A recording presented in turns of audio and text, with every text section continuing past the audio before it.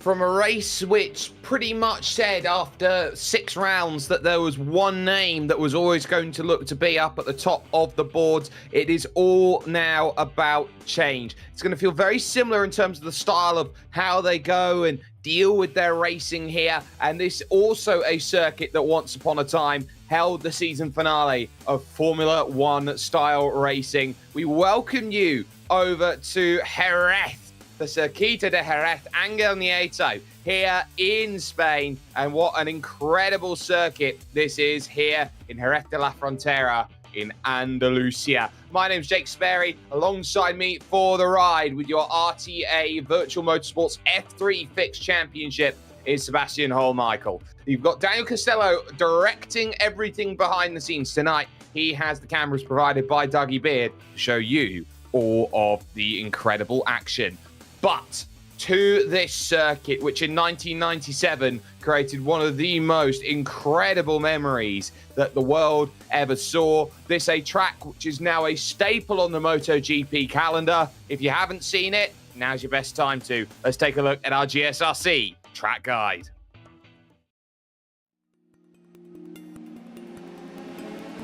Welcome to Circuito de Jerez. With a rich history of both open wheel and motorcycle racing, this track has been the center of Spanish motorsports for many years. It can be found at the very southern tip of the country, located just an hour and a half from the Strait of Gibraltar. Its two layouts include 13 or 15 turns over roughly 2 3/4 miles, and the only distinction between them is the inclusion or exclusion of the center chicane. While it's probably best known for its Formula One races in the 80s and 90s, it's now mostly utilized by sports cars and lower-level open-wheelers. A mix of fast sweepers are punctuated by a handful of sharp hairpins, requiring both good mechanical and aero grip for a stable car. Perhaps the most notorious of the turns is Dry Sack, which was recently renamed to Danny Pedrosa after the famous motorcycle champion. But the corner saw Schumacher and Villeneuve decide the 1997 F1 championship by colliding, only to have the Canadian limp his car home to claim the title. Because of the warm climate, winter testing is very popular here. On top of that, the lap length and modern facilities make it ideal for a wide variety of types of racing. Judging by how much use it sees even 40 years after it was built, it certainly shows no sign of slowing down.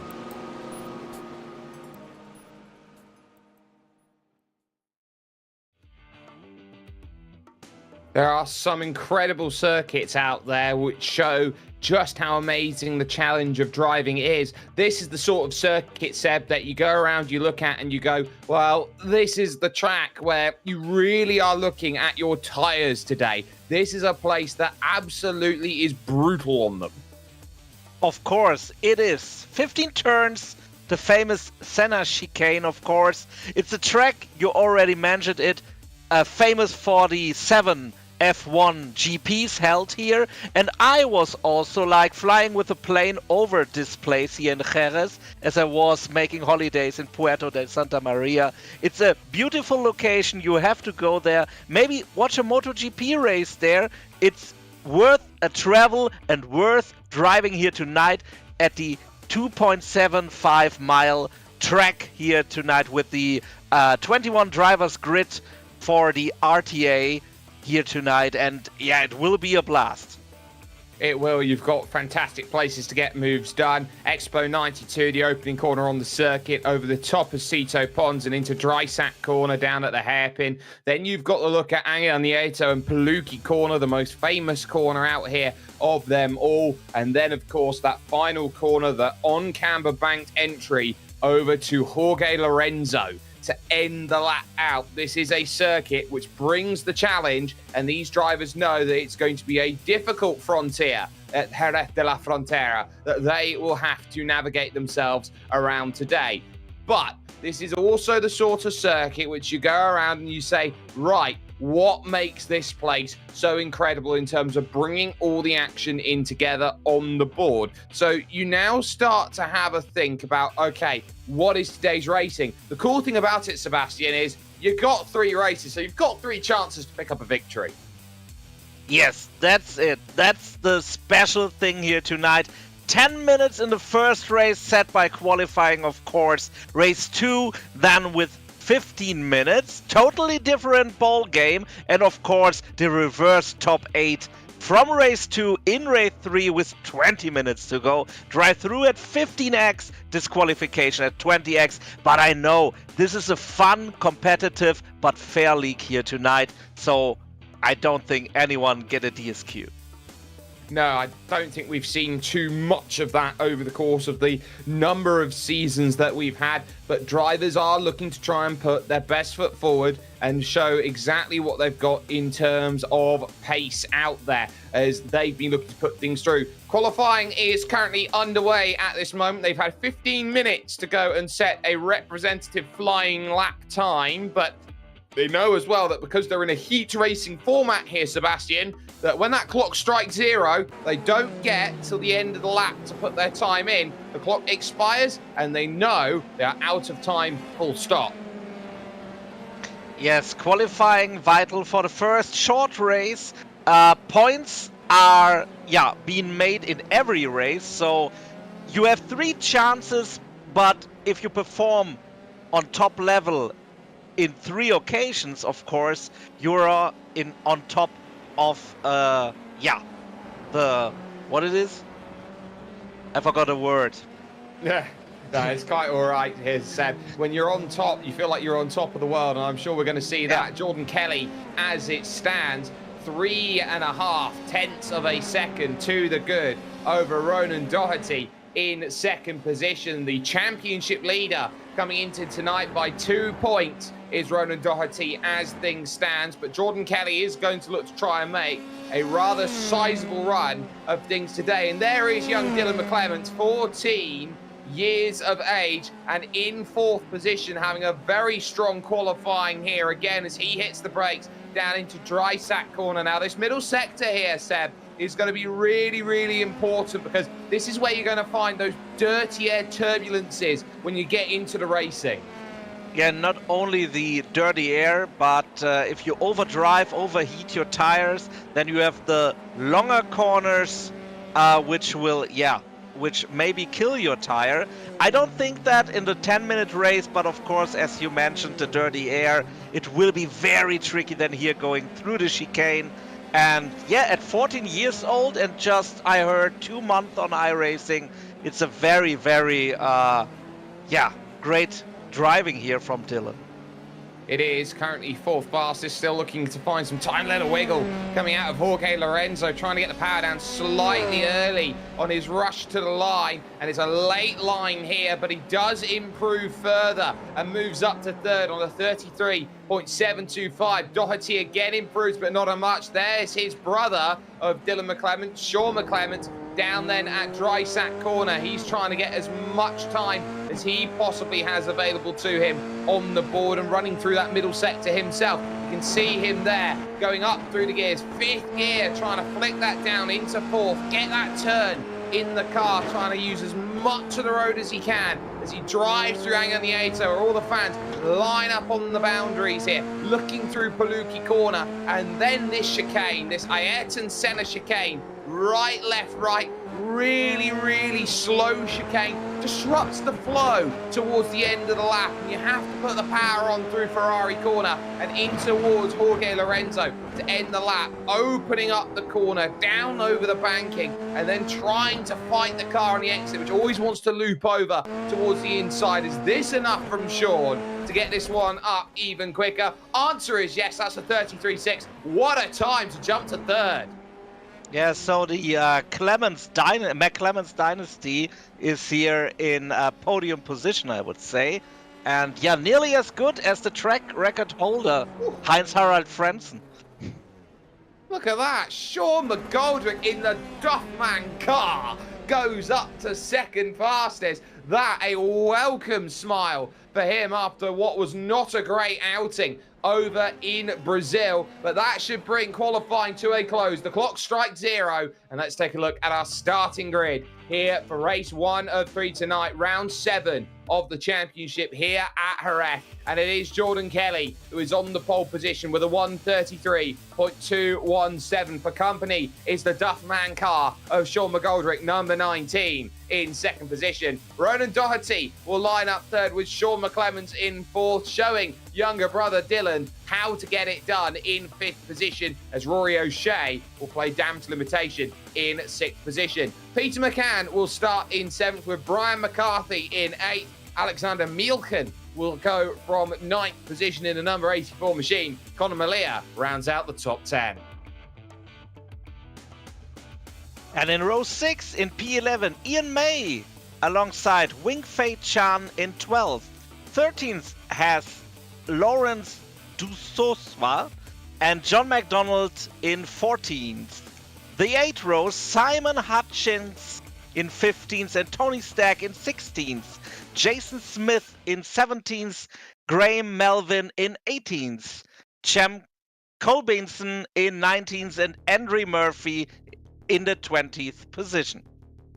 The last car in the field will be Dave Collier in 21st, aptly with the number 21 on his car, as there is the 50th anniversary statue there down on the inside. They have 2 minutes to grid up. They might not choose to use all of it, as I think pretty much all the drivers bar one are lined up. Conor Malia, there are your track temperatures: 83 degrees Fahrenheit, 28 degrees in terms of track temperature. It is as cool as you like. It is ideal. We are in evening conditions, heading towards 6:30 in sim time. Kelly, McGoldrick, Doherty, your top three. It's game on here at Jerez. Lights on, lights out. And a good start by McGoldrick, who will immediately challenge here, heading to Expo 92. But on the inside, though, will be Jordan Kelly. McGoldrick trying to make that rush around the outside. Around goes the championship leader. Immediately goes Doherty. And he spins to the inside, somehow keeping it out of trouble.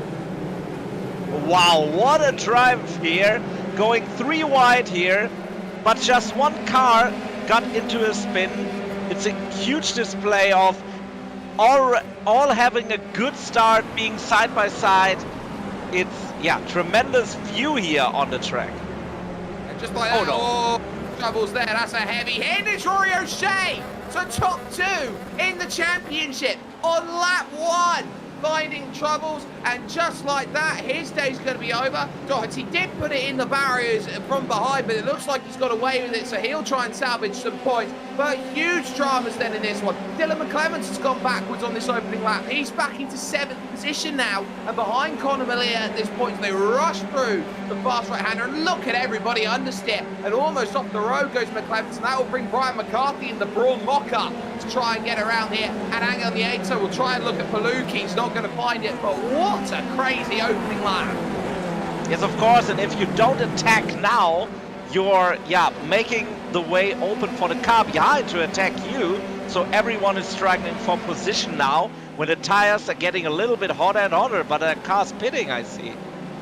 Yeah, everyone now just trying to get through. Chan Wing Fei in the mock-up Red Bull finds himself going through, and there is damage on a number of cars out there, and that is Sean McClemens with the black and orange mechanical flag. Would have had some suspension damage from the lap 1 tangle he got caught up in with his own teammate, the Team DDR in Ronan Doherty. That is a huge disaster for them. as they go through. Jordan Kelly is your race leader. It is second for Sean McGoldrick. Alexander Mielken, what a start. He's up for third. But look at how they all swarm in the middle. McClement's now up to fifth. He's past Malia. He's past Brian McCarthy. But they are all over each other up the hill here at Cito Ponds. Yeah, Mielken, of course, with, great positions gained here in the opening lap. And it will be close. We have just 7 minutes and 30 seconds left. So every attack is vital now to make your way to the podium. It is, and there's one driver to keep an eye out on here who is not on the podium, but is up in 9th position right now. His name is Jason Smith. He is arguably one of the quickest drivers in this field, had an atrocious qualifying by his standards. I'm not sure how much he's actually practiced for it here today, as there is Tony Stack in the mock-up McLaren, and there is the mock-up Minardi there of 1999, finding itself in a little bit of a sticky situation. That there, of course, was Tony Stack, and that was Andrew Murphy through and co as well. Graham Melvin looking to try and find some places now, as he's got his eyes set on finding a way past the Potato Nation car of John McDonald. He's looking to open it up through the exit. Jordan Kelly sets the fast lap of the race, but he can't quite get the move done. A little bit of outside-inside action, but I don't think they will settle with that, and there's another contact. Oh, and there in the background, that is John McDonald, who finds himself then off the road and co. So a big issue there for John, who has been really toiling and working hard in this race, but he gets turned to Expo 92, and just like that, his troubles then continue out there on circuit. Peter McCann in 4th position. Look at them all over the back of Alexander Mielken here. They're trying to work out a way that they can go through, gain that 3rd position. They've lost the top 2. That is gone. Jordan Kelly is second to the good. But on the brakes, in through then at Dry Sack Corner. Not going to happen there. Mielken has definitely got the legs. He's good enough on the exits here, really, Sebastian, to move away. Do enough to keep this group behind, knowing this is a high downforce circuit that does make it difficult to overtake. Yes, of course, there are some spots, but there are so many middle or fast corners, so it's very difficult if the car in front positions his car perfectly in the defense. But of course it can happen that there will be a crash, of course, because of the tight corners and tight defending. Everyone is just trying to line up a move on everybody else, try and maximize the exit. Here's the fantastic camera angle here on board with Alexander Mielken, looking behind here as he goes through. McGoldrick setting now the fastest lap of the race with a 33.6, trying to keep Jordan Kelly in range. On the brakes then up the hill at Expo 92, looking towards turn 2, out on circuit, and not yet for Alexander Mielken. And we've seen a lot as well over the course of this opening race that you can attack coming out of turn 2 and maybe steal a march here through turn 4, and that's the idea here from Peter McCann, trying to move out to the outside, try and snipe a position away, but he's not going to have himself the opportunity there. But maybe down the hill he's got a chance to try and make that move happen, but you don't want to be leaving it too late. On the brakes he backs out of it, and everybody stacks themselves back up again. It is group of 5 racing it out for 1 spot on the podium. Yeah, McCann is trying to get into the head of Mielken, of course, but he sees in the mirror not 1 car, but 4 cars, so it will be, now the pressure on Mielken is so high. 1 mistake, maybe losing 4 positions. And those 4 positions, he will start then from 7th if he gets it wrong, and it's soon going to be a group that leads up first to 8th position out there overall, just by how quickly this group is now starting to bottleneck up, because when you do have to drive slightly defensively, more drivers are going to find themselves trying to get through, and as such you slow the group up. This on board then from Brian McCarthy, who's showing exactly what makes this difficult out on circuit. You're always looking to try and find the best angle to go and make that move, but he's got slipstream on the car in front. He's got that 4X toe. Effectively he gets it wrong and somehow keeps it out of trouble. Jason Smith sliding on through and getting that place. McCarthy, the car biting against him. Yeah, great stuff.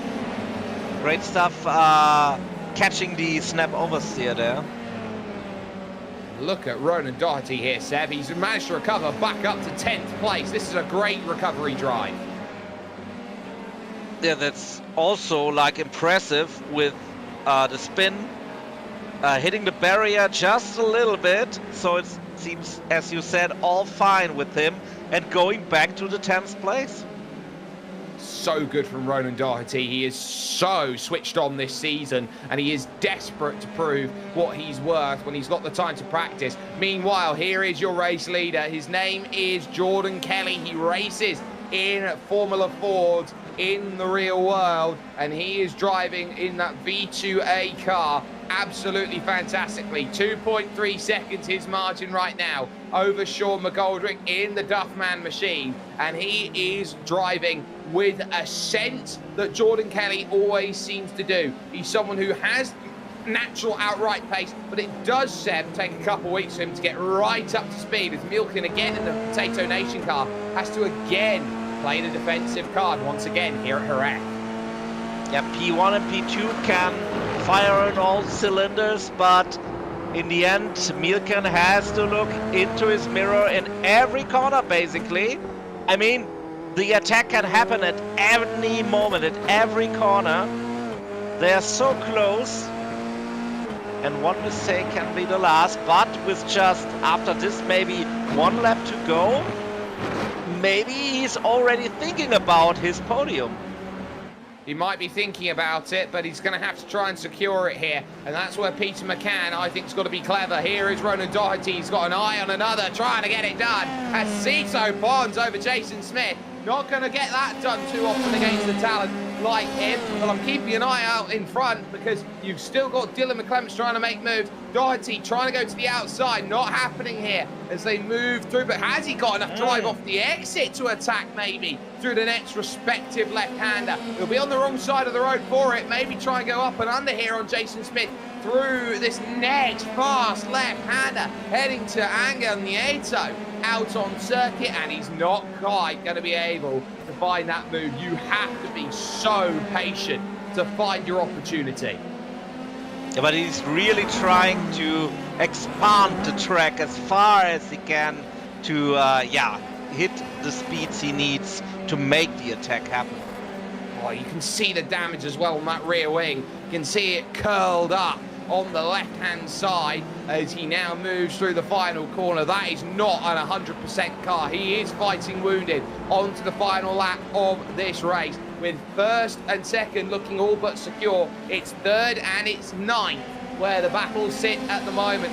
Look at how it builds up around Alexander Milken, Peter McCann and Dylan McClements finding themselves locked in step at this moment as they rush up through Cito Ponds, looking to attack down the hill. The one saving grace here for McCann is that he can use the slipstream in front from Alexander Milken. This is the best place to get a move done on this lap. He can't find the pass though, and ever erring on the side of caution is Peter McCann. There is Jordan Kelly heading his way then into Angel Nieto corner, the track named corner after him, a legendary bike rider through Palucci, and now heading to the Ayrton Senna chicane. He has been completely dominant, has been unchallenged at the front of this race, and has known that 100% of the time leading is crucial. Back for fifth, there was a little bit of defensive action going on. McClements were nowhere to go, but Jordan Kelly is going to say,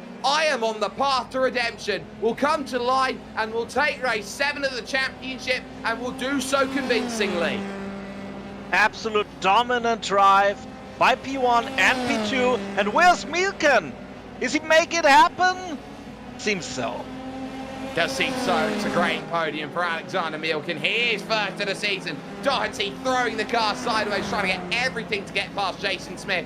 But that doesn't happen, and Smith will hold on tonight. But look at this! Almost too wide, too deep, but it looks like it's going to be Chan Wing Fei and Sean McClements then racing it out, then trying to get over the line. McClements, of course, still on the lead lap. Manages to recover to 16th place, but very, very close run. Let's get confirmation of results then here from race 1 on your screen. Jordan Kelly gets it done in 11 minutes and a second and wins by 5 over the likes of Sean McGoldrick. Looks like the results there just went away from us. just as we were going through. It was then the third position overall for Alexander Mielkin, with Peter McCann in fourth and Dylan McClements in fifth. Conor Malia and Brian McCarthy also in that group, 6th and 7th. Lawrence de Sosua, good run from him, up into 8th, with Jason Smith 9th, and Ronan Doherty recovering for a top 10 finish. Race 2 is immediate. We add 5 minutes onto the clock here, but we also say that the top 8 will be reversed for race number 3. So getting a top 8 seat at the table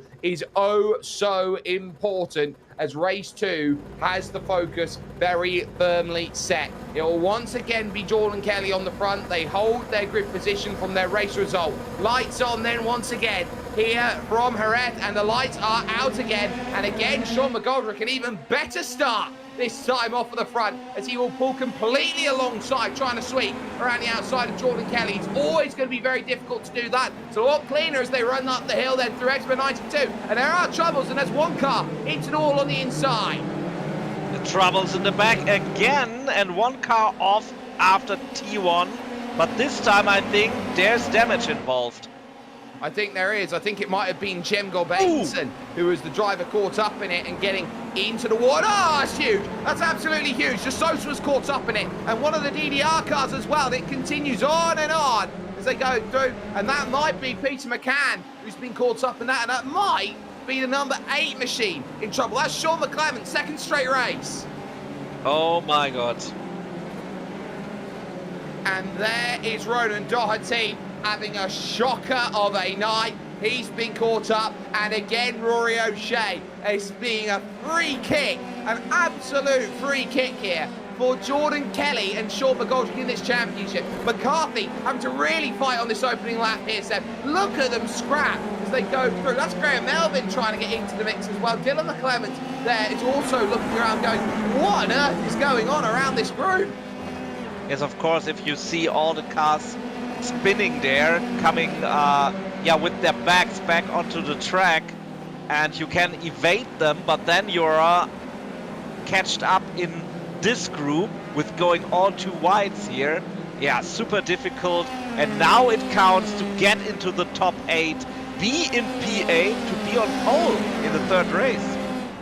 And that's really crucial, because it gives you the best possible chance of winning the 20-minute race, with Jason Smith in 5th position, his eyes firmly set forward then in the early goings of this race. He wants to try and move up and gain as many points as he can. He started tonight in 17th position on the grid. He will be someone who absolutely wants to continue moving and shaking his way up through like he is the small piece of gold out in the gold rush. But everybody's out there in the grass, and somehow it's held by Jason Smith. What great car control!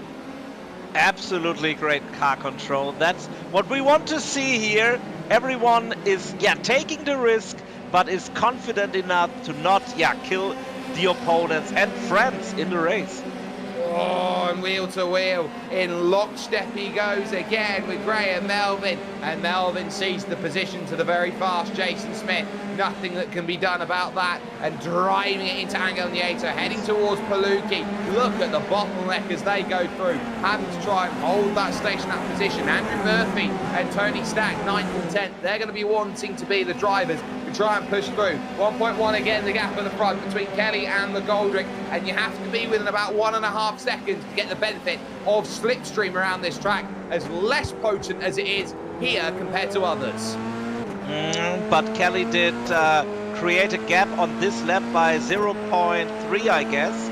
So, it looks like also with his fastest lap that he maybe will be in P1 in the end. But then starting in P8 in race 3, that will be totally difficult then. It would be a lot more difficult. We've seen so often that the driver that wins race 1 has an uncanny ability to make it to race number 2. Let's take a look at our Global SimRacing Channel replay. This is what happens for Ronan Doherty, who has a look in front of him. So 1 car off the road, 2 cars off the road, and he does just run straight into the back of Lawrence de Sosa, and as he goes through, up and over, he tags, of all drivers, Rory O'Shea. Yeah, that's super unfortunate with all the cars flying left and right. and then you still hit one. It happens. Everyone hold their brakes, and I really love to see that nobody releases the brakes and roll over the track. Wow, what a move! Jason Smith and Brian McCarthy going around the outside of Alexander Mielken, who was left stationary. He was left stunned and shell-shocked at that move. Absolutely brilliant stuff. Yeah, around the outside is always special, especially here. And that's Smith and that's McCarthy. Both of them in the barriers outlet of the chicane. And just like that, Jason Smith just trying to carry the speed. And there was no way that Brian McCarthy was moving off his line. Yeah, that happens if the racing is tight. I mean, nobody wants to be the cause of this kind of incident. But it's racing. It is very much racing. We're seeing racing happen at the moment. Oh my goodness, Sean McClement's there, finding out as he tries to get past Simon Hutchings for position and manages it, that this is going to be a race of attrition at this point. Chan Wing Fei there trying to make the move up through turn 4. He's got himself eyes very much set on the outside. He's through on Andrew Murphy. That will move him up into 9th position. He's now on the driver on the outside looking in with 9.5 minutes and less. And if you are in 9th, you want to go to 8th. Maybe he can close the gap to Ian May. But with that drivers behind him, I mean, it will be a hard task. But if they fight, he can go clearly in P9 to the front. He can. There are your movers and shakers in the field. Graham Melvin and Tony Stack up 6. Ian May up 10. There goes Andrew Murphy off at Aspar corner. Yeah, that shows how difficult it is to keep the car on track with the overheating tires. Yeah, also close call there. Yeah, very nearly a poor rejoin out on circuit. Jason Smith comfortably making the move, then gaining one back with that pass on what was going to be Simon Hutchings. So comfortable in terms of that move. Jordan Kelly, an island on his own as he leads. Now 2.5 seconds to the good in this one, and all of his main challengers that you would normally see up there racing against someone like Jordan Kelly, they are having a very traditional bad night, or an untraditional bad night I should say. But you'd have to say at this point, as we've got one car off there and trying to get back into the pits, that should be Murphy there trying to get in as Doherty's in 17. Should say these drivers through rounds 1 through 7 of the championship, or race weekends 1 through 7, have a drop round. Yeah, drop rounds are very, very good for these evenings if you have them.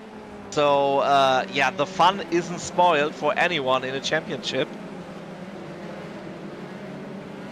John McDonald with a very nice move at dry sack corner there as he makes the pass on Simon Hutchings, who is looking behind him at the moment. He is no Hutchings' son, so to speak. There was very, very quick in the Isle of Man TT. He was absolutely incredible that one year. But now John McDonald knows that he's got more than just the farm. He's got himself 12th place, the boot on top of that.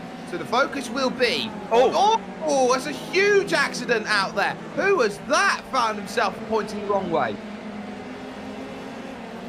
That's Jason Smith out of the race in a huge accident coming out of Palucci corner there, Seb. Yeah, and it's so hard to crash now when you have the need to have a good position. I mean, we have seen how the position got catched up after a first lap spin, but if you spin now with just 6 minutes to go, there's nothing to recover from.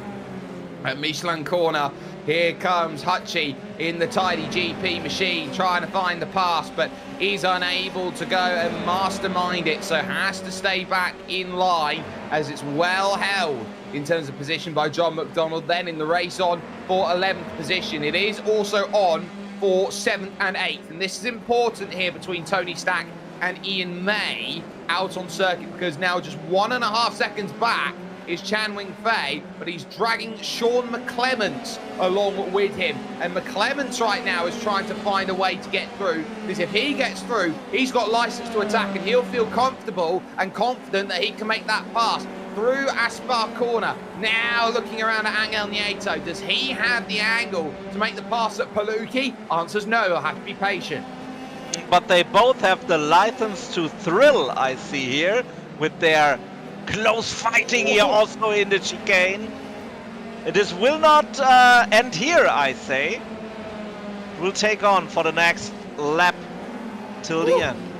Can't get much closer. They're going to try and trade the sponsorship on their tyres here as they go through, but the Team DDR car of Sean McClements does finally jump through and does gain that position up into 9th place, but it's cost them almost a second and a half trying to make that move, and McClements now is going to have to do all that work in the space of 5 minutes, which is pretty much a case of trying to walk on water at this point with how much speed he's going to need. He's going to need these two here of May and Stack to absolutely go hammer and tongs. At least they didn't angry the netcode god, but these two here are fighting for the front row in race 3. Super important not to crash here now. On the outside, here comes the look then from one Mr. Ian May, and May is going to prove that he's not a captain slow. He's got the inside line here at turn 7 around the outside of Dreisack corner. Have you ever seen the like? What a pass. He made it happen now in P7, so he will start in P2 then in the third race, but he gets more points, of course, out of this race. Oh, and he kicks the tail through Palucci. There is Dylan McClements. He's having a fantastic run, and he might, just might, get a podium here in this second race, because that is Connor Malia, who is just in front of him, and he would absolutely love to find an overtake, and a comfortable overtake at that. He's been working so hard, started 5th in the first race, ended up in 5th. He has gained this 1 place in race number 2. He wants to jump up a second and be on that podium. Yeah, great drive. Again, the fronts are already cleared, like 5 seconds again from Kelly to P2. So this is the thing you can win here tonight. If you're a Dylan McClements, you can go onto the podium with a very clean drive and now make it happen. Absolutely can. And now it's all about patience here, finding the right angle, the right time to attack, and making everything happen and then some. It's not going to be an easy feat. It's not going to be one where you sit around and go, okay, I'm going to wait for my time to come. But Dylan McClements will know that he is quietly putting together a great resume of driving over the course of this season. He actually comes into tonight 3rd in the championship, so he's picking up some vital points right now, which makes him a contender and not a pretender when it comes to this championship series. And as he rushes looking for that podium, he will know how important it is just to find the right moment to strike and just wait for that opportunity. And now through Jorge Lorenzo, he can maybe take up the pace again in the slipstream. Oh, we have a crash. Yeah, Sean McClements, who was in 9th position, he was pushing hard. In fact, he found his way to Ian May, got through, he was up into 7th, and he's actually clipped his tyre through the Ayrton Senna chicane, and that has really cost in terms of what they want. Now this is on for pole in race 3. Chan Wing-Fei trying to find a move on the Minardi-esque style car there to try and get past Tony Stack, who's holding the weight of them as well behind at this moment in time. Yeah, that's what we want to see. The replay. But this is not what we want to see. You can see McClements dives in, Ian May's locked it up, and then over the wheel. And that's how quickly it goes wrong. But at least we have now confirmation what happened. We very much do. Chan Wing-Fei, eyes very much set on 8th place. He knows how crucial it is. Dylan McClements, by the way, is now up into 3rd. He has just made the move, and you can see it on screen as he heads through Angel Nieto corner. He got the move done down at Dreisack the clear place to get this pass done around this circuit. And now all he's got to do is hold on for a lap, and he's got his eyes firmly forward on a podium here in race number 2. That is Sean McGoldrick just in front, who will happily take points for second place at this moment in time. But the last lap is starting here for Jordan Kelly, who leads this race outright, Seb. Yeah, Barney has already the white flag out, so it's final lap. And yeah, Kelly again with a stellar drive, of course. 8 seconds clear of P2. 8 seconds clear and showing exactly what he is capable of doing. The race for 8th as well is going to be worth keeping an eye out on, because you've got May, Stack and Chan. There is Conor Malia in, you could almost say, a mock-up style Sauber from about 5 or 6 years ago, trying to work out whether he's got a move to get back into that 3rd position. At the moment, the answer is no up the hill at Cito Pond. Back down the hill, trying to get that move sorted here, tucking nicely into the slipstream. Will he have a look to the outside? It looks like he'll fall back into line using all of the road. He's got instant points to burn at this point as he tries to find that pass. Watch out for 8th now, because Tony Stack has got Chan Wing Fei trying to find the move down at Dry Sack Corner. This is how close it's going to be. Here comes Chan Wing Fei looking for the move. It's covered and scouted then by Tony Stack, who's done very well to pull that all together. For Jordan Kelly, though, he will make his way through Ferrari Corner and over now towards the last corner. Jorge Lorenzo out on circuit. It's been another comfortable drive, even more comfortable in the BRA machine than it has been in race number 1. You can't ask for anything more. It is dominance as much as you like it. Jordan Kelly gets 2 from 2. Podium secure for Dylan McClements as McGoldrick finishes 2nd. But watch out for the race finishing here. There might be a dive for that pole if Chan Wing Fei's got anything to say about it, Sam. Yeah, it's a nail biter for Tony Stack. But he looks into his mirror, I guess, and see where Wing Fei Chan is, and he has it. He has the pole. Tony Stack for race 3. Every reason to be excited about that. He knows how important these points are going to be, and we're going to get a confirmation then of results here from race number 2. Jordan Kelly will come to the line 15 minutes 41 seconds and wins at an even greater pace, 9.1 seconds come the end of the race over Sean McGoldrick, with Dylan McClements and Conor Malia 3rd and 4th. Alexander Milken would finish 5th ahead of Graham Melvin in 6th for Team DDR, with Ian May and Tony Stack 7th and 8th positions. Stack will have the pole for race number 3. Chan Wing Fei on the wrong side of Lady Luck will end up 9th. Simon Hutchings having a solid drive to round out the top 10. Solid racing all around, Seb. But one thing we have to talk about now is the championship points as they came into tonight. I think that's the most important situation we find ourselves in. And it's going to be one of those seasons where you go, Rory O'Shea and Ronan Doherty did not want this night to happen.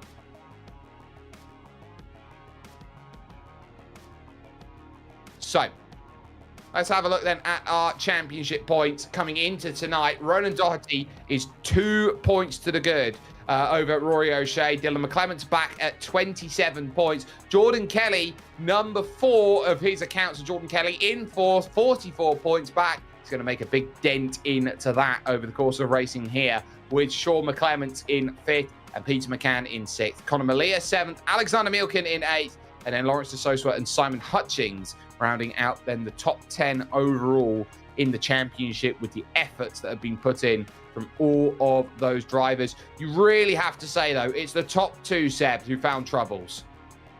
Yes, of course, crashes shouldn't happen in these situations, but they did, and yeah, the points getting tighter and tighter between the competitors.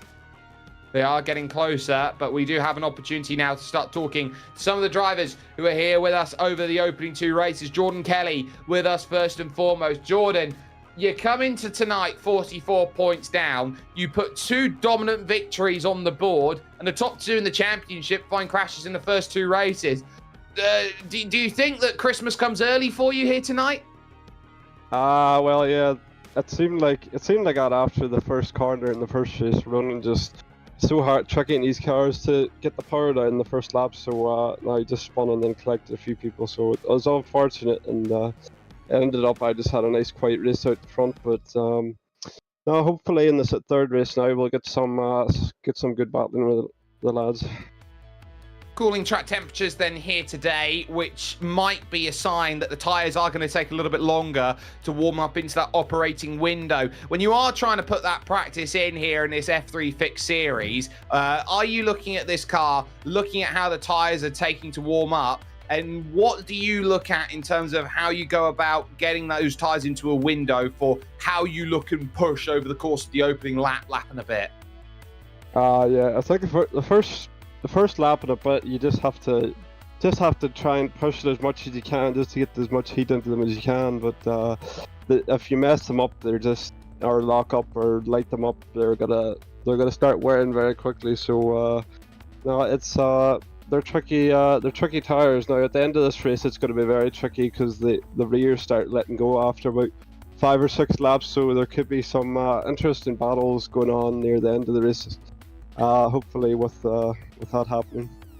Tyre preservation then looks like it might be the key for you. Start from 8th place. What are your chances? Is it going to be 50-50? Either you're going to win or you're not? Yeah, well, the way the first 2 races is going, it's just a matter of surviving down that kind of area. So hopefully we'll try and do that and just have a nice, sensible 20 minutes of racing, hopefully. Well, we've heard stranger things said, looking for a sensible 20 minutes worth of racing, but we'll hope that it happens for you. Jordan Kelly there joining us then and picking up 2 victories to go for all of the troubles. Jumping down though through the pit lane, it looks like Sebastian has caught up with Dylan McClements. Yeah, Dylan McClements, happy to have you here. Super, intense racing for you here tonight. Yeah. Quite lucky at the end. I got the overtake done, caught up to him and stuff, and just happy I got the overtake done and got the podium. Yeah, I think the podium was super earned by you by catching him up and then making the move on him. But did you fear that he will counter it? I wasn't really sure. I went down the inside. I had the inside line, and then from there on, I was kind of pulling him from there now and then. But he got a slow down at the end, so that kind of relieved me.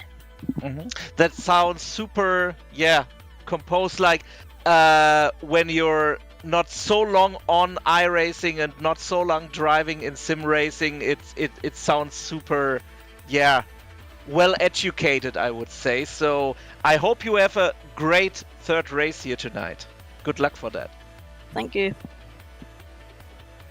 Well, there you have it. There was Dylan McClements joining us then and having the opportunity there to share his views heading over towards race number 3. And this is a really important race 3 as well, with a lot of drivers out of position. You start looking around and going, well, who's going to get back into position here in Sherry country, here in Spain, Andalusia, an incredible region of Spain, especially as La Vuelta is going on right now as things stand. As we take a look at our starting grid, the top 10 here as they go through. Tony Stack will have that pole position with Ian May alongside for company. It's then Graham Melvin and Alexander Mielken on the second row of the grid. Conor Malia and Dylan McClements will line up 5th and 6th, with Sean McGoldrick in 7th and Jordan Kelly looking for the sweep tonight in 8th position. Chan Wing Fei on the wrong side of Lady Luck will go from 9th position. Simon Hutchings will have a lot of work to do from 10th position, but the notable names outside of that top 10 you got to keep an eye out on. Sean McClements down in 13th position, Ronan Doherty from 15th, Peter McCann from 16th, Rory O'Shea from 18th. You got Lawrence de Sosa 19th and Jason Smith 21st. It is an up and down, topsy-turvy race, but we've got lights on here at Jerez for the final time tonight. They've got their eyes set here in the third race of tonight. Round 9 is underway, and it's a very good start by Tony Stack off of the front. Ian May pretty much covers. They cross the beams then as they head over towards turn number 1. Expo 92 then here as they rush on around Potato Nation 2 and 3 with a good launch as they now run up here towards Michelin corner, and it's a clean start here for the 20 minutes. They know what's at stake, and round McGoldrick. Yeah, third start, this time clear in turn 1, but here is the spin by the Duff beer car. That's a shame for him, and it does not pay off as they rush on forward. There goes Conor Malier trying to get through. It's only Stat struggling. No. Huge accident for Clemens, caught up in it. Huge accident as he goes through, and it bottlenecks up through this stage of the circuit. What a massive accident. Graham Melvin, I think, was caught in it, not Dylan McClellan. So that was Graham Melvin who runs a spread eagle. And there's more carnage down at Drysack corner because Jason Smith's been toppled around. I would always say that's the dangerous stuff about reverse the grid, but in the end, everywhere in the field stuff is happening, so it's not down to the reverse grid. I'll tell you what, EMA will be very happy at the fact that he's leading. One thing he won't be happy about is that it's Conor Malier and Jordan Kelly who are there behind. It's all about gaining places on the opening lap, finding every single stage that you possibly can to move forward. Watch out the back. That's Ronan Doherty. How is he up to 6th on the first lap? That's incredible. Absolutely, with all the cars flying around, this is possible. Also, Kelly coming from 8th to 3rd place. But okay, Tony Stack did take some out, so yeah, you can be lucky to avoid the crashes.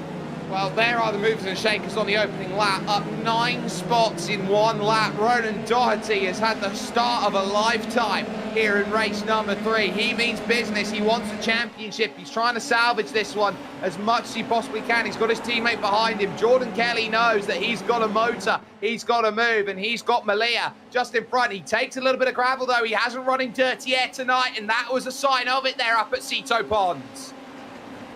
And here's the fight on for the victory. And with May in front, yeah, he took up from race 1 to race 3, 20 positions, is now in the lead. But yeah, the pressure is on again, especially with Malier and Kelly behind him.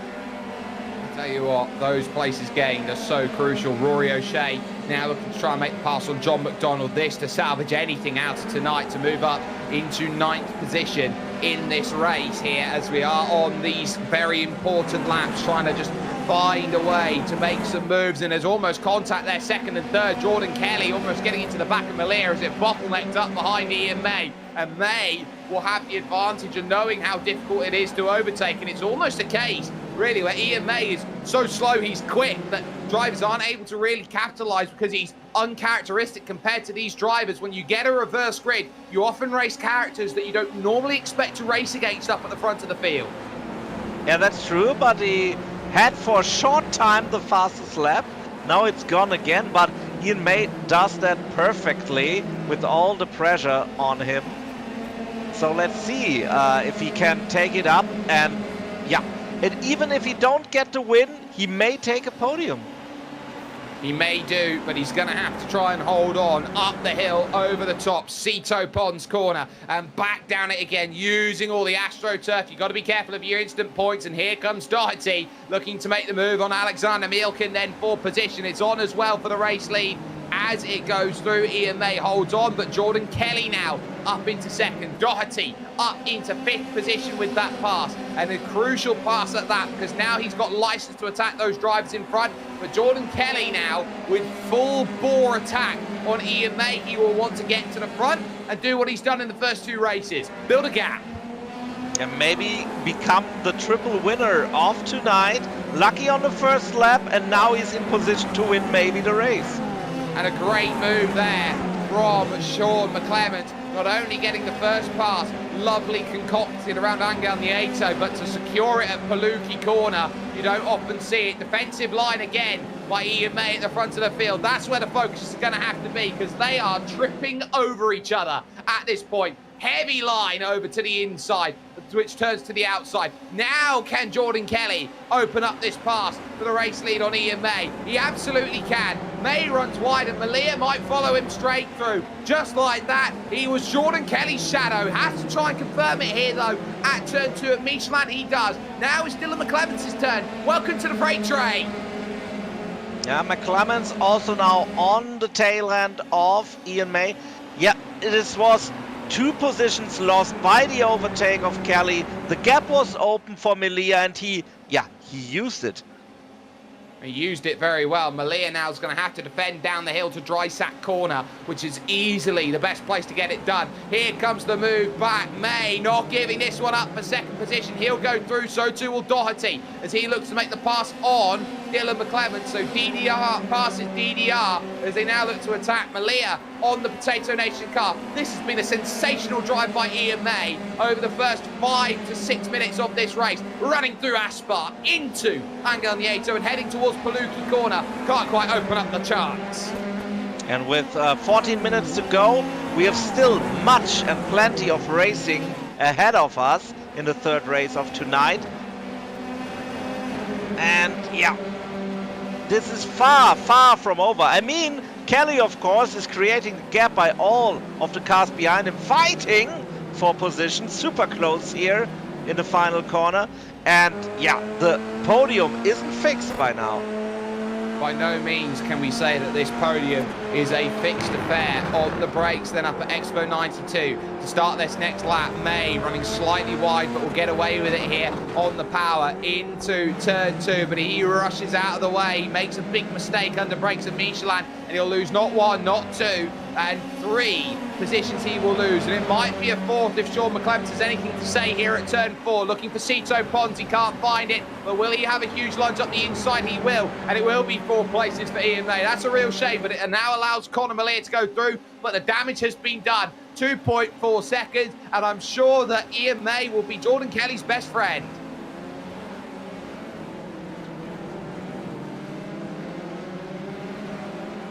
GSRC replay then on screen, Seb, and this is the start for Ronan Doherty. This is how much he had to avoid. Yeah, so much cars in front of him. And yeah, anything can happen in every corner. And then the cars getting into the spins, of course. And yeah, it's super tricky to not make the mistake here. And Ronan is, yeah, on a good drive right now in 3rd place. Well, this is the corner here up at Cito Pons where he pretty much gets away with one here because you've got the big incident that happens in front and you are unsighted here. Look at this on the right. He has to get over to the right, follow the traffic, and effectively you just have to make sure that you are reliant on the school in front, and then he takes advantage at dry sack corner. He gets 2 for his troubles and a kick of oversteer. Yeah, that's true class, true skill here through the first corners on the first lap. So Ian May's gone around then, and that puts him back in 13th position after all of that work. It was a spin at the final corner, which definitely did not help him in terms of what's wanted. But Malia now 3rd. Ronan Doherty started 15th in this race. By halfway, he's up to 2nd. He's got 3 seconds to chase down Jordan Kelly to prove what his true pace is. Yeah, what? Yeah, let's check out Ian May. What happened to him? So through the corner, and it just looks like he takes too much of the banking, too much power. The car always going to fight on that limit of grip. And the one thing you note in iRacing is once you go over that limit of grip, it's impossible sometimes to get it back. Yeah, that's true. You can't feel it out so much then, like in the real world, and you have to rely on, yeah, maybe the sound of the tires, but if it's too late, it's too late. That's very true. It's very difficult to fight back in certain phases they go through. Ronan Doherty's Team DDR car fluctuating that gap between 3.1 and 3.3 seconds at this moment to the race lead, and knows that with Malia, with the McClements brothers there just behind, it is Dylan ahead of Sean. He is leading a very important group. Rory O'Shea's trying to get back in contact with that group as well. As this stands, Jordan Kelly sets the fastest lap of the race, 1:33.237 as it stands at this point in time. Some great racing going on up and down the order here, Seb, and this is what we love as we reach the halfway stage of this race. It's all about trying to find everything that you can, and there is Jordan Kelly proving that he is going to be Mr. Consistent coming out of tonight, and he knows how important the points are because there's 100 of them. If he gets it all sorted, or I don't think 100 of them, but he gets a boatload of points as he gets himself through. He might as well take 100 points the way he's driven tonight. Yes, of course, and he's creating a gap again by 3.4 seconds, so if he doesn't make any mistake, it's super clear he will win 3 races in a row here tonight. Yeah, 90 points on offer if he can get 3 race wins, and that he will certainly be very, very happy. So 30 points per race win in this series, 2-point increment down through a number of positions, and then it goes to 1-point increment after that. So there is always the focus on making moves. Right down, of course, 17th and 18th. This is Tony Stack. This is your pole sitter, remember, for this race. And look at where he's now having to race from. Racing against Peter McCann, who will look for the inside and try Sack corner. Fight it off the exit, but he'll have to go the long way around the next 2 if he wants to get this done. That will include Aspar corner, which he doesn't quite get the angle for, so he'll drop back in line. Yeah, there was a little bit of vortex of danger there, just having enough space for 2 cars side by side. Dylan McClements now starts the search. He attacks Conor Malia because he's losing too much ground to Ronan Doherty in front. He now knows he's got to pull the trigger. He can't sit, he can't wait. Look how aggressive he is through turn 4. He'll now line himself up for Cito Pons on the wrong side of the road. He gets a little bit boxed, and that's going to bring his brother into play, as here comes Sean trying to teach younger brother a lesson as he now looks to try and charge through. Who do you want to get the slipstream to as they now dash on down in towards the next right-hander, and it looks like, yes, position made.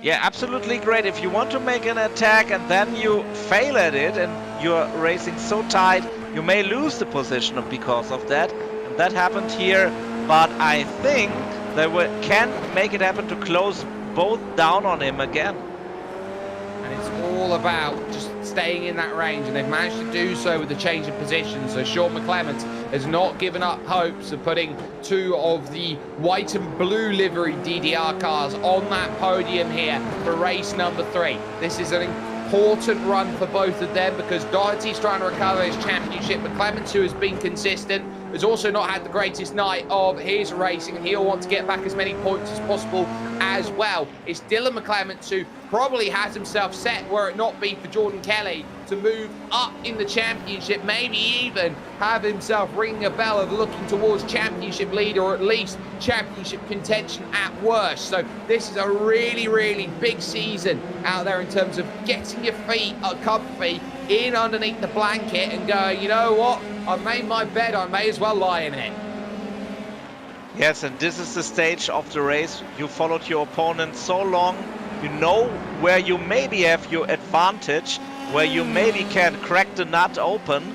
So let's see if there is a little divey bomby here tonight now.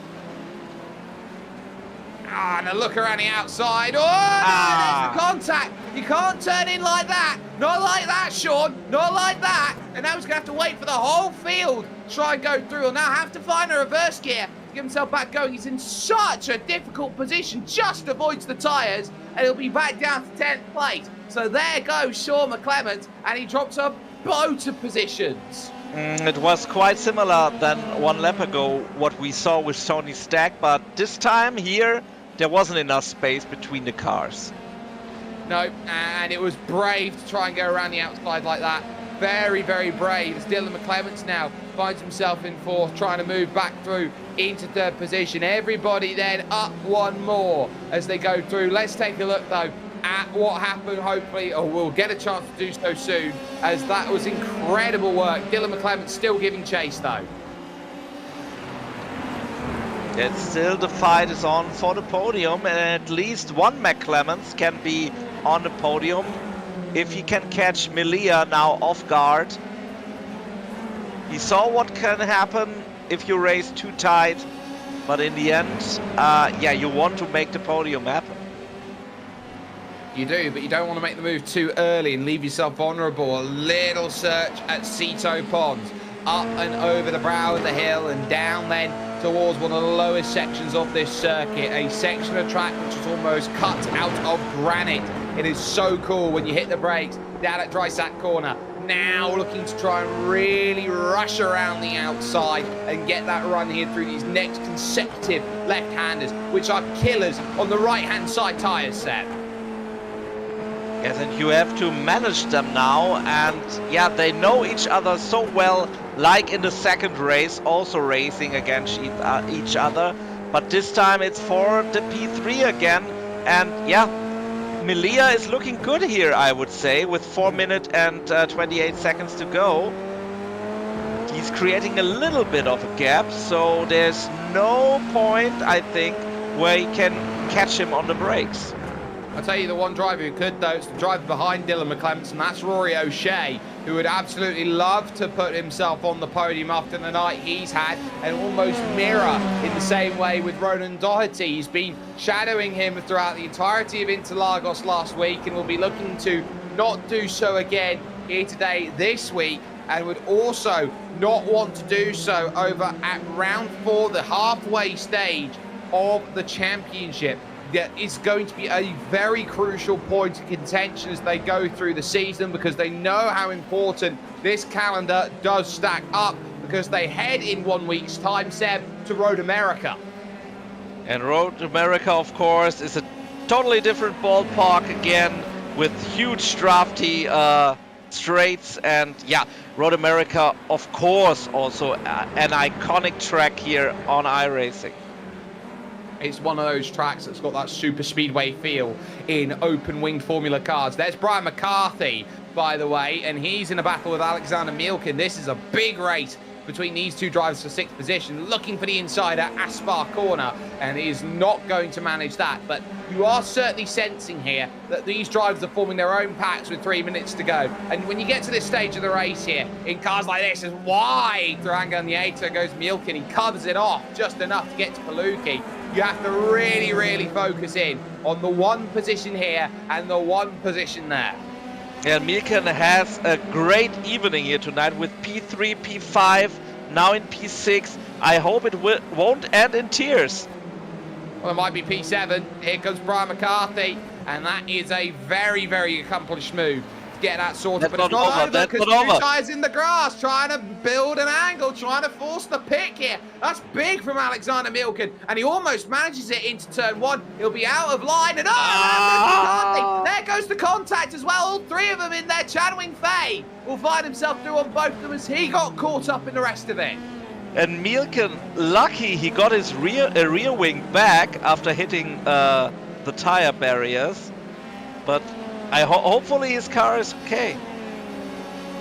Sometimes it happens just like that. There is Lawrence de Sosua, the leader of Potato Nation. He's had a quiet and inauspicious night, which has been very much a case of, I wish I wasn't involved in so many incidents. There is the recovering as well. Sean McGoldrick, he's got back to 13th position after spinning on the opening lap of this race 3, and he knows there's a lot of time left for him in terms of his season to get back what he wants. Rory O'Shea, though, is hounding Dylan McClements for position, and it's very well might be a move that determines position in the championship heading to Road America. This is an important battle between these two.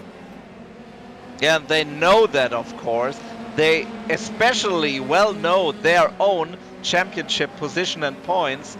So, yeah, this can also be like a real tier maker now again if somebody makes a mistake like the lap before. We're on the final lap. Yeah, we are. Last lap starting then, and here goes a little bit of a search. Chanwing Fei is in the pit, and that is going to be damage on the last lap. So he comes in, he gets himself all sorted then as he takes his stop. Now this will put Sean McClements in a position in 6th position. He's going to have to really hold on with this group, with Mielkin, McCarthy, Hutchings. They're all there, but expect him to maybe try and drive away from this group as they hit the brakes in through Michelin corner. Not over as well for the podium positions, 3rd, 4th and 5th. So keep an eye out on those heading towards the end, because they're now starting to weave and move about as Mielkin runs a little bit wide through turn 4. Might open up McCarthy, who's going to get pushed off the road. Oh, and he's going to take a tap. McCarthy's going to be off the road at Cito Ponds, and a heavy hit. He goes upside down. Then over at Cito Ponds, a heavy accident. But through Palucci corner will now go Jordan Kelly, who is standing on the precipice now of saying his championship is back on track. He knows that it's great damage limitation from Ronan Doherty there just behind, the one name he did not want to see behind him. But when you want to step up to the plate, my, did he throw a home run. He is pretty much the king of Jerez, and it will be Jordan Kelly sweeping it all here in what is an incredible week of racing for him. I don't know what comes above stellar drive, but great performance by Kelly, 90 points in the sack. O'Shea spins it through the final corner, trying to get back to Dylan McClements, but he will still take that 5th place after the spin. And then heading towards the end, like Peter McCann still has his eyes set on an overtake here. He's got Andrew Murphy trying to line up. Oh, you can see here, Seb, just how much he's sliding here as Murphy. He is under so much pressure. Yeah, he wants that position. He wants to make it happen one way or another, and McCann is all over him. And now here's the chance. The final chance in the final corner from the outside, cutting into the inside, but he positions his car perfectly for the defense. It's a perfect defense. Tail was kicking out. Peter McCann doing a wonderful job as they slide out there. Brilliant racing around from everyone as they cross the line. We're going to take a moment here to just step aside here with the Global SimRacing Channel. Post-race coverage coming to you after this.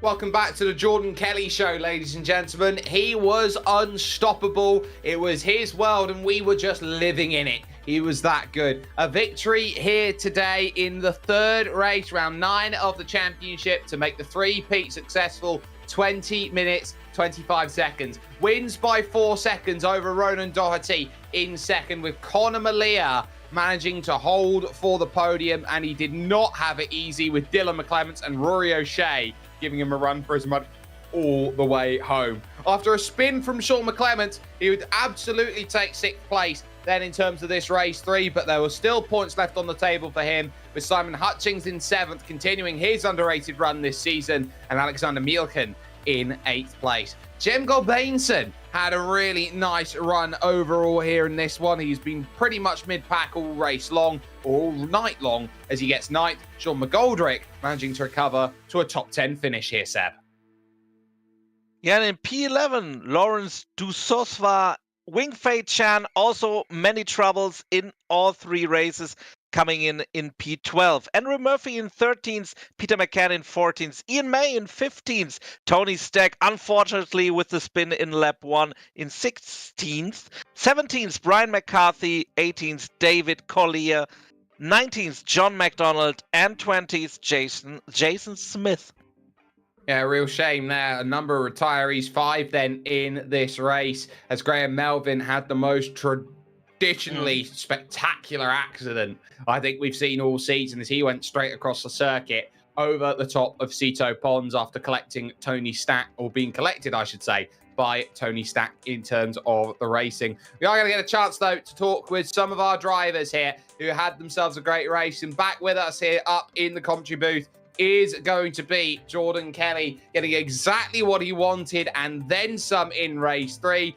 Jordan, you can't ask for any better of a night than what you had. You made the positions, you got yourself to the front, and how good of it was it for you seeing someone like Ian May, who absolutely brilliant on his defense, giving you that gap of 2 or 3 seconds that you needed over the likes today of Ronan Doherty?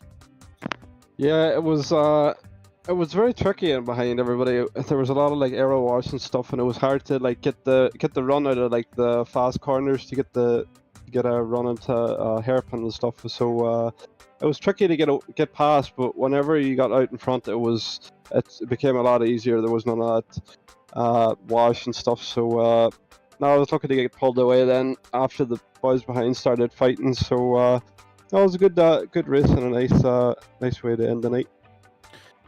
So for someone like you who has experience in the Formula Fords, which are, I would say, a little bit powered down, less aerodynamics, for you as a traditional next step, does this form the basis of your preparation if you were to, say, move up from a Formula Ford category in the real world and move over to something like an F3? It definitely would be nice to get a drive in an F3 car, but I don't think a racing would be as good as the Fords now, to be fair, but it's definitely part of the next step up you'd want to make, to make any progress. So we'll see how it goes, and hopefully we can be there someday. Well, with this sort of pace, I think someday will arrive very, very soon. For you, though, it's a completely different style of racing when we look to next week. It's Road America, which is on the horizon. Do you think that's going to be more of a roll your dice if you're in the right position style of circuit with how powerful the draft is? Yeah, it's actually, Road America is probably one of my favorite tracks, actually. So it'll be good to get back there, because the racing's always so good with the 2 long straights nearly after each other. So there should be a lot cleaner racing and a lot simpler overtakes, hopefully, because there just seemed to be a lot of spinning and stuff going on tonight, and hopefully we can cancel that out next week with longer straights and stuff. It's almost like this track was a little bit of a challenge, which is sometimes something that we like. Floor is yours, though, Jordan. Anybody you'd like to thank? It is a victory, a second victory, and then a third victory. What an incredible night. Just thanks to everybody for watching along, and Rob and Andrew and Peter as well, that mostly run everything apart to do with the league, and so thanks to them, and wouldn't be here without them. And again, thanks to you guys for putting on a good stream. It's always good to watch it back after the racing's all over.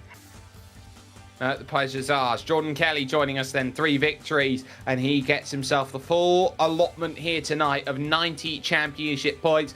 Walking down, though, the paddock, I believe, Sebastian, you've managed to walk into the garage of one Mr. Ronan Doherty, who's had a mixed night tonight.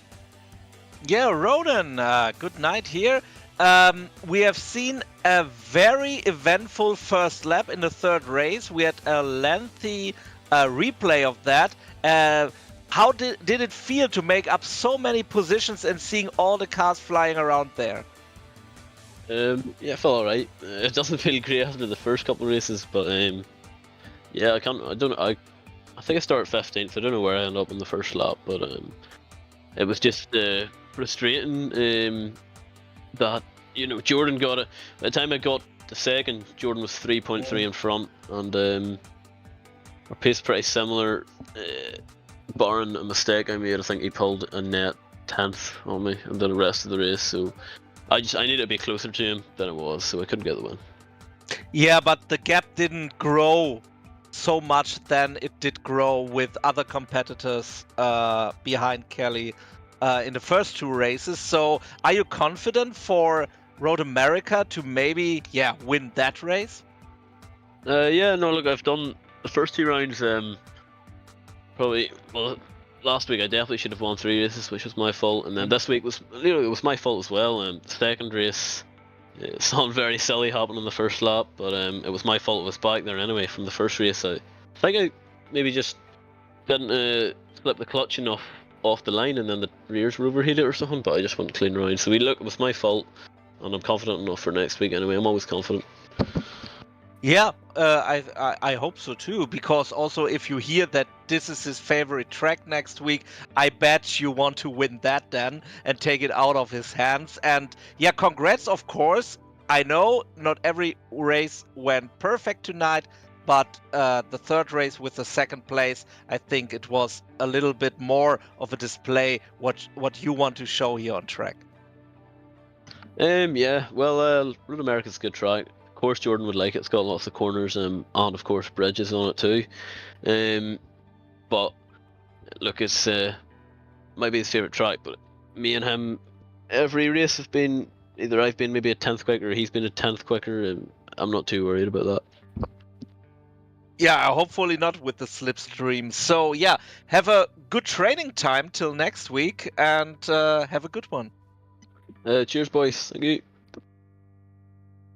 There you have it then, Ronan Doherty finishing around in 2nd position that 3rd race. And it is very true, if it has corners and it has bridges, you know that Jordan Kelly is very, very quick and does love to drive around there. Connor Malia, though, will join us now up here in the commentary booth in 3rd position overall. Connor, that was a development over the course of your racing night. 10th to 6th, 6th to 4th, and then 5th to 3rd. In terms of how your race sort of was summed up and how it went about, how important was it to get your feet under the table and feel like you had a plate and a sitting place at the table for the racing that you managed to bring?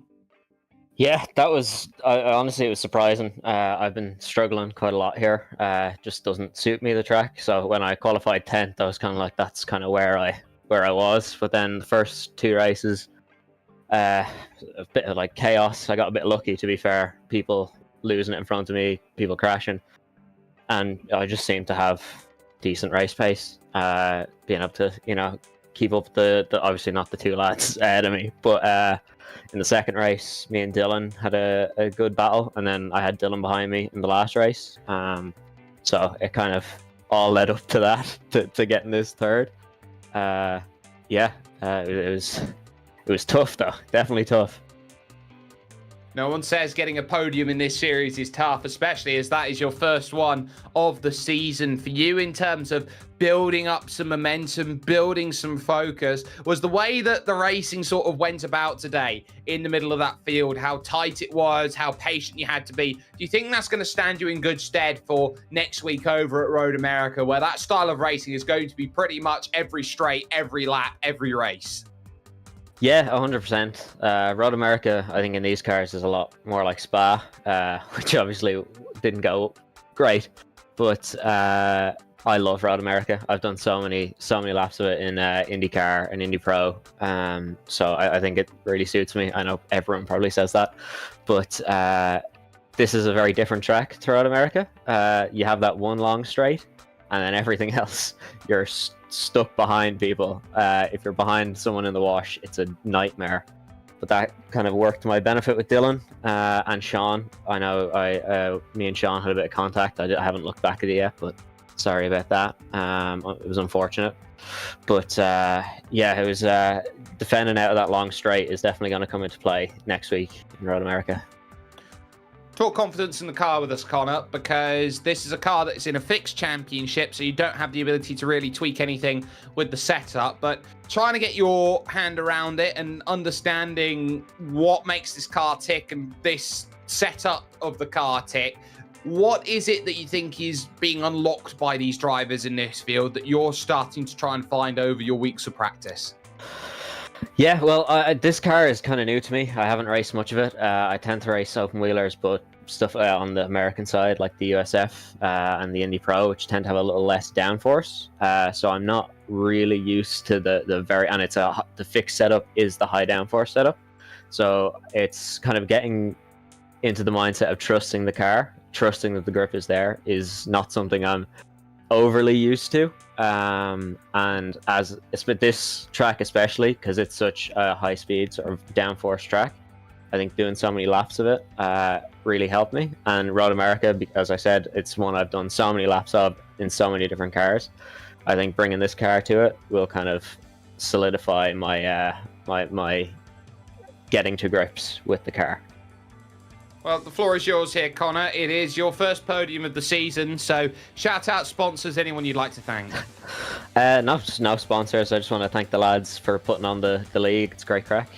Thanks to you, obviously. The broadcasts are always great. And thanks to my girlfriends watching. So, hi, Dory. You got to thank the girlfriend. Absolutely everything you have to. You have to thank the girlfriend. Connor Malia coming across the line in third position, a first podium and a brilliant bit of driving at that as well to go with.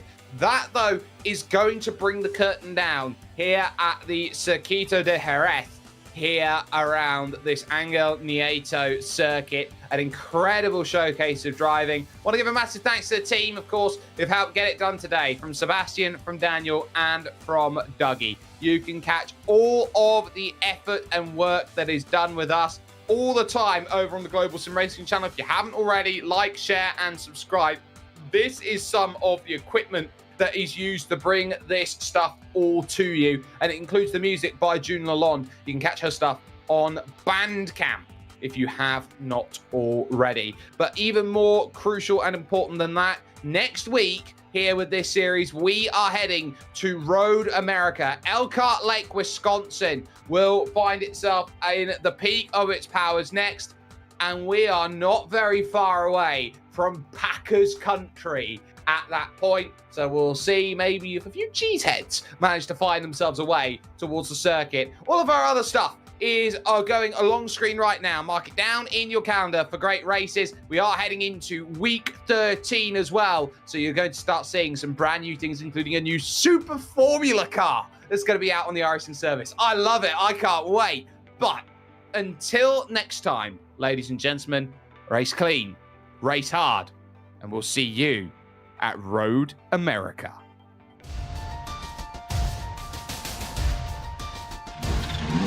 Wow.